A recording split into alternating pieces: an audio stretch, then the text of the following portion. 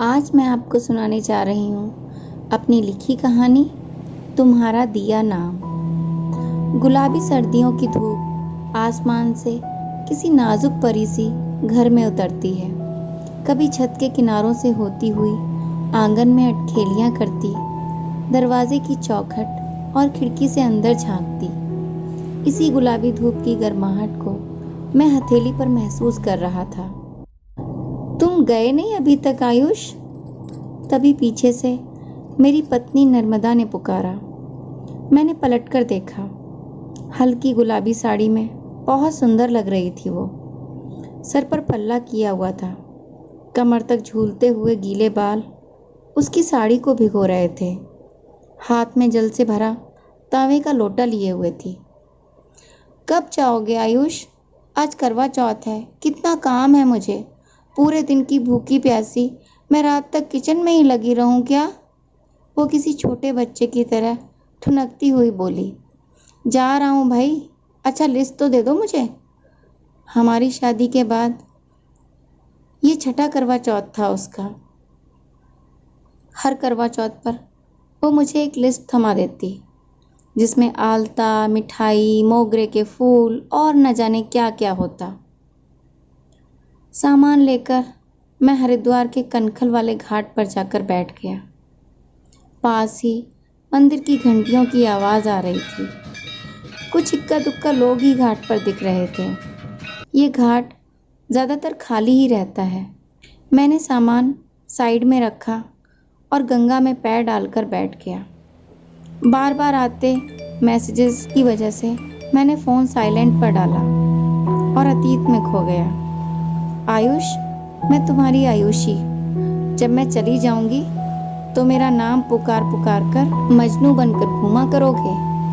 इतना कहकर वो खिलखिलाकर हंस पड़ती। मैं उसकी दो लंबी चोटियों को अपनी ओर खींचकर कहता, तुम्हें खुद से दूर जाने दूंगा तब ना, मेरी आयुषी। मेरे दिए इस नाम को सुन उसका चेहरा सुर्ख हो जाता। तभी फ़ोन पर नर्मदा की कॉल आई।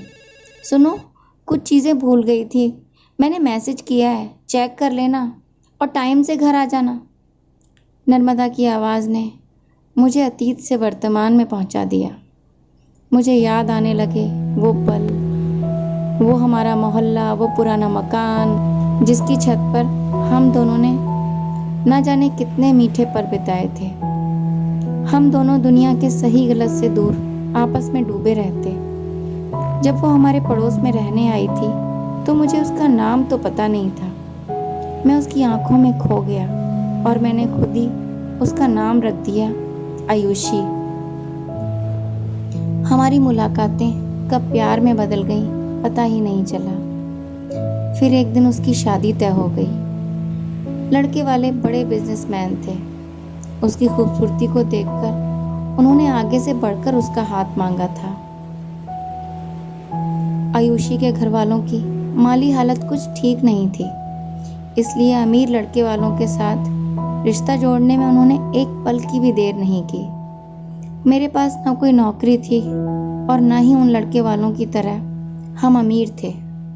देखते देखते मेरी आंखों के सामने मेरा प्यार डोली में विदा हो गया और मैं कुछ ना कर सका। मैंने खुद को किताबों में डुबो लिया। वो जब भी ससुराल से अपने घर आती, मैं जानबूझकर उससे दूर रहता, मिलने भी नहीं जाता। फिर एक साल बाद पता चला उन अमीर लड़के वालों ने अपने बिगड़ैल शराबी लड़के के लिए उस सीधी सादी लड़की को चुना था। साल के बीतते बीतते ज़्यादा शराब पीने से उस लड़के की मौत हो गई। विधवा का टैग उसके ऊपर लग गया था। जिस सुहागन की ज़िंदगी को वो जी भी नहीं पाई थी कि विधवा के टैग ने इतनी कम उम्र में उसे सफ़ेद चोला पहना दिया था। तभी छपाक की आवाज़ से मेरा ध्यान टूटा। कुछ बच्चे वहीं घाट पर नहाने के लिए नदी में कूद रहे थे। मैंने फ़ोन करके नर्मदा से पूछा, कुछ रह गया हो तो बता दो। नहीं नहीं, और कुछ नहीं, बस जल्दी आओ, काफ़ी तैयारियां करनी हैं। मैं सामान लेकर घर की तरफ चल पड़ा। नर्मदा दरवाजे पर ही खड़ी थी। मेरे हाथों से सामान लेकर वो अंदर आ गई। मैं सोफे पर बैठ गया और वो भी मेरे पास ही बैठ गई। कुछ लटें उसके गालों पर बिखर गईं। कहाँ खोए हुए थे? क्यों खो जाते हो अतीत में? अब तो हम साथ हैं ना? तुमने तो मेरी जिंदगी में रंग भर दिए हैं आयुष, वरना मैं आज भी उसी सफ़ेद रंग में रंगी होती। वो सिंदूर की डिब्बी हाथ में लिए हुए बोली। नहीं नर्मदा, मैंने अपना हाथ उसके होठों पर रख दिया। उसने मेरा हाथ हटाते हुए कहा, नर्मदा नहीं, आयुषी। आज आयुषी पुकारो ना मुझे, आयुष, जो नाम तुमने मुझे दिया था। आज की कहानी यहीं तक। अगर आपको मेरी कहानियाँ पसंद आती हैं तो प्लीज़ उन्हें लाइक करें, मेरे चैनल को सब्सक्राइब करें और शेयर करें, और हाँ, बेल आइकन ज़रूर दबाएं। Thank you.